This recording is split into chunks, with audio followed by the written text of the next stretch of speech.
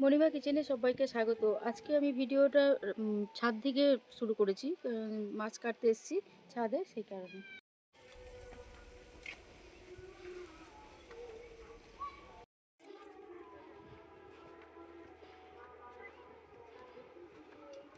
নিয়েছি বক মাছের ঝাল করব, তার জন্য দুটো বক মাছ নিয়েছি, কেটে নেব। বক মাছটা আমরা কেটে পরিষ্কার করে ধুয়ে রেখেছি। এরপরে এর মধ্যে দিয়ে দেব নুন আর হলুদ দিয়ে খুব ভালো করে ভেজে নেব মাছটাকে। তেলটা গরম করে নেব মাছটা ভাজার জন্য।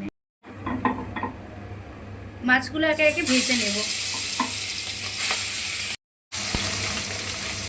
মাছের ঝালটা বানানোর জন্য আমি একটুখানি আদা কুচিয়ে নিয়েছি, পেঁয়াজ কুচি, এটা একসঙ্গে একটা পেস্ট বানাবো। আর একটু সর্ষে দেবো, দিচ্ছি সাদা সর্ষে।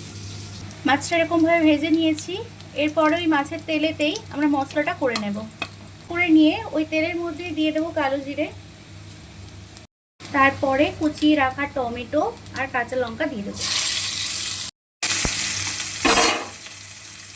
তারপর শুকনো মশলাগুলো মিশিয়ে নেব। হলুদ গুঁড়ো, লঙ্কা গুঁড়ো,